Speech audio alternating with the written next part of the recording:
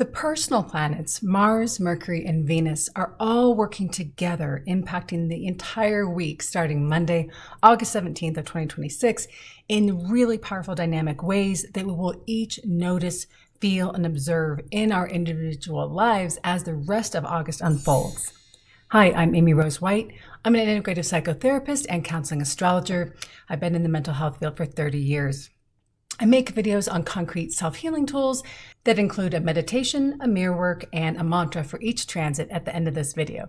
Please see links below to book with me in September, as well as a bunch of free resources. So the week begins with a Mars newly in Cancer in its fall, squaring Neptune in Aries on the same day as Mercury in Leo trines Neptune in Aries, and Venus in Libra, so happy there, makes a sextile to Jupiter in Leo.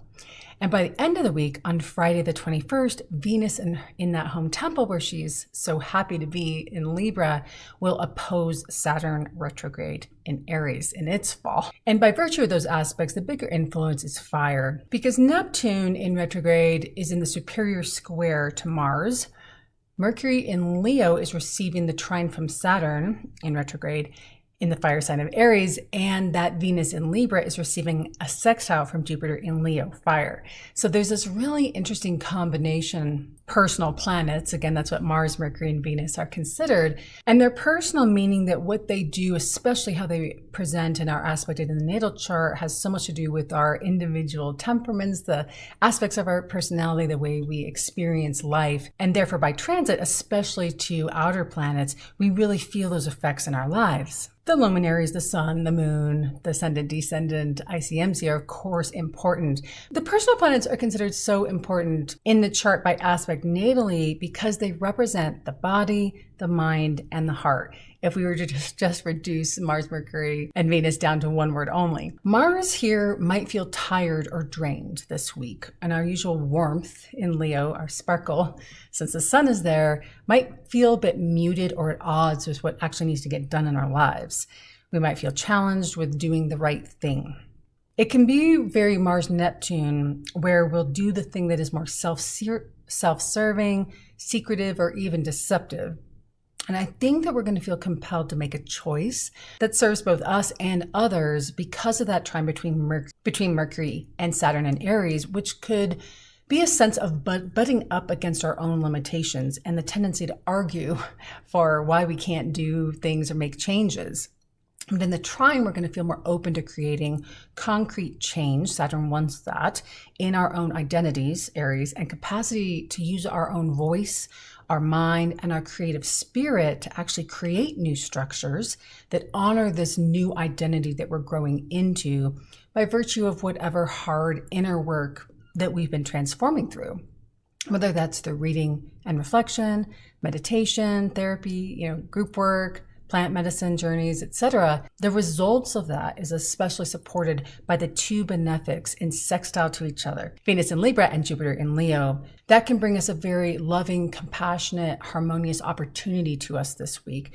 But remember, sextiles require some movement on our end to create connection and harmony in our one-on-one relationships, where our own need to be important, Jupiter in Leo and Mercury is still there, our own light, just our own light is less important than the need to connect on a truer and deeper and more spiritual level. That's when the most amazing things that Venus and Jupiter can do together can occur. And that highest objective of Venus and Jupiter in the sextile might offset some of that draining influence with the Mars-Neptune square. And you might actually feel a break from whatever areas of life feel really intense, and actually maybe even able to find the seat of, bliss might be a high goal, but maybe like pleasure and a sense of support and expansion and openness in the areas of relationship, especially. When Jupiter and Venus are in sextile, we just feel kind of better about life or easier going. We feel generous, especially with Jupiter and Leo. We want to share, we want to help, we want to be social out in the world, and that gets us out of kind of our mind spiral on our own issues. That's very helpful. We want to focus on building one-on-one relationships, which is a lot easier when we're not wearing those rose-colored glasses, which can also be Mars and Neptune in the square this week, but more that we're intending with the sextile with the benefics, how we're to make a choice to focus on the good in people and people's strengths, whether that's our children, Leo, or our own inner child. I'm always talking about that, or just the people that we work with, we run into, or we hang out socially with. Venus sextiling Jupiter just makes it so much easier to see where life is good and to receive the fruits of the relationships, the fruits of the hard work we've already put into our existing relationships, whether that's romantic partnership or friendships or how we relate to our kids or just anyone who's important to us. It can be a really sweet receiving time. And I think it puts a really lovely glow onto the symbolism of all that will be unfolding this week and through the rest of August. Then, however, as I said, by the end of the week, that Venus, that sense of the ability to really soak in the lusciousness of life, gets challenged as Venus moves into the opposition with Saturn in Aries in its fall at 14 degrees and 11 minutes on Friday the 21st. So we kind of have this dreamy, interesting, dynamic, interpersonal stuff going on, but then we go into the next weekend right before the Sun opposes the North Node from Leo to Aquarius and trines Chiron, which is going to be its own video. And here we have the beginning of more discomfort. We have a benefic here, Venus, in a very strong position in Libra, her home kingdom, opposing Saturn, who's weakened by retrograde and being in fall in Aries. So it's even in a more debilitated position. So that suggests that the strength on Venus's part as they go head to head. And that's where I get the feeling that love wins. And I really invite us all to focus as the week begins and unfolds to hyper-focus on the opportunities where we can receive the rewards, Saturn, within our own relationship to self, Aries. And while Saturn is still in retrograde, it's really interested in reflecting on who we are now as a result of that hard inner work and our willingness to grow and our willingness to call ourselves out with compassion. That's not always easy for Saturn and Aries. Saturn and Aries wants the new structures and the change to be here already. So it's important to remember that healing is not healing if we're just beating ourselves up and telling ourselves we're wrong all the time. That is not the point here. The point is to, with that Venus opposition, to bring a more gentle, playful, and even like a humorous curiosity. That's my wish for all of us, to all just the funny, weird things we're up to as human beings, trying to get along in this. We are all just out here working out karma and trying to protect our own egos from shame, abandonment, feelings of rejection. That's kind of what life boils down to at some point. And if you can see that we're all kind of playing a game, often run by younger inner child parts of us, where we're just trying to make sure we don't feel that stuff. We don't feel dumb, inadequate, ugly, worthless, or wrong. If we recognize that's all those parts are just trying to do for us, then our capacity to be connected to the wise inner teacher, Jupiter in Leo, and the mature steward between what we thought we knew and the person that we are growing into, that's Saturn, the last of the visible planets, ushering us through the threshold into that, then we have nothing to lose.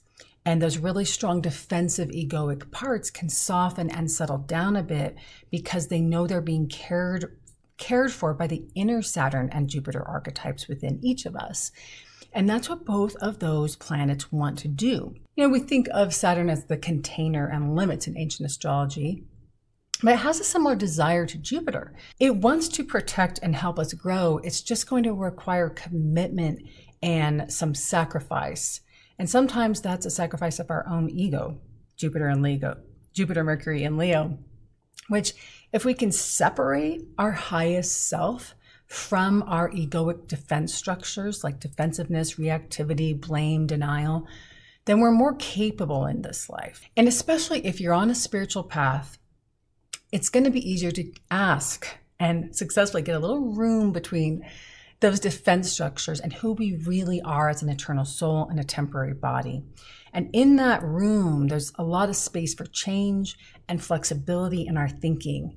Mercury in Leo is a fixed way of thinking. It doesn't necessarily grant us a lot of flexibility right now. But by trining Saturn, My hope is that we can laugh at ourselves this week and we can see more easily where our own mental patterns and habits, how they show up in our lives, and actually say, I'm going to make a conscious choice to do this differently.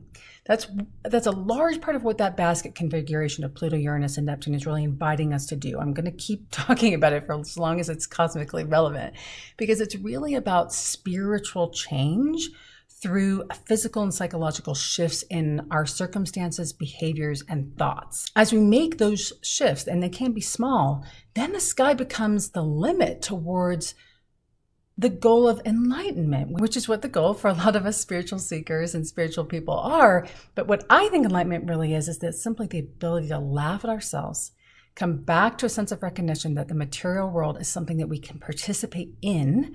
It's where we are, and it's where we can receive incredible blessings by engaging with that, and recognizing that while we're in this incredible dynamic world, we're not of the world.